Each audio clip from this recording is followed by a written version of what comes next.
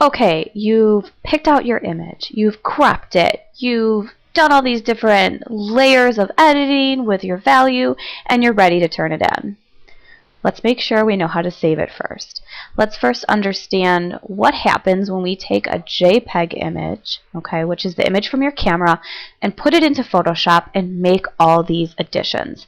All these different types of image adjustments that we've now added have added some extra information to the file. It can only be read in Photoshop.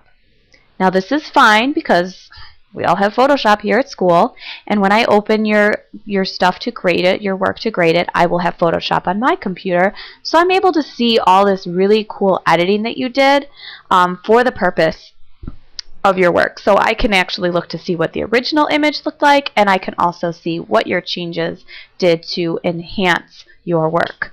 So I will want the PSD file, the Photoshop file, so that I can see all these changes. You, however, probably want a JPEG image, because if you want to take it home and share it with mom and dad, if you want to put it on your phone and use it as a backdrop, JPEG is a very versatile file. It's the most widely used image file that you can find.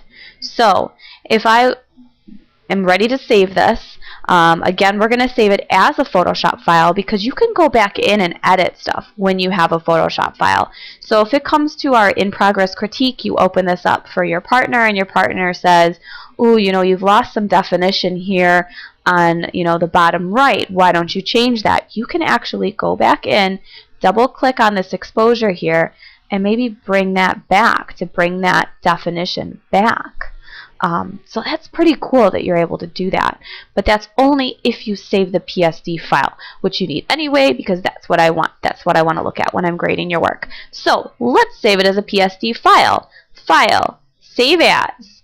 Let's name this something. This is going to be garlic high key because it's definitely, you know, got mostly high key values.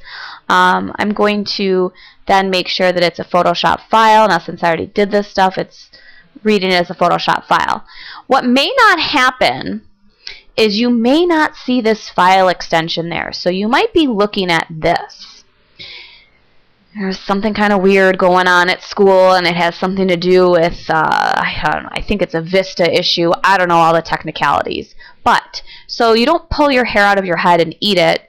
Let's just put in the file extension, save ourselves a whole lot of frustration. Because if you try to open this and it doesn't work for you, you're going to be really, really mad. So, again, our format is Photoshop, which is a .psd.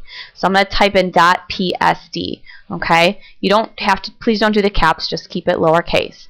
But on any type of file, the dot and then the letters after that dot, that is considered the file. That is the file extension. Okay? So that's what the computer is trying to read it as, whatever type of file. So I'm going to hit save. I actually already have one of these from a previous practice. So I'm just going to name this Garlic High Key 2. And I'm going to hit save. This will come up, just hit OK, it's fine, no problem.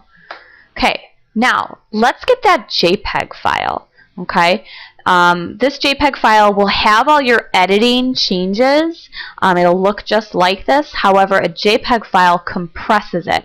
So it's going to make the image take up less room. But again, it's going to let you read it on any other sort of program or device. Excuse me. So file, save as. Now I have to make sure that the file name and the file extension and the format are the same. Otherwise, you're going to confuse the heck out of Photoshop, confuse the heck out of your computer. It's going to be a major disaster. So don't do that. Choose JPEG.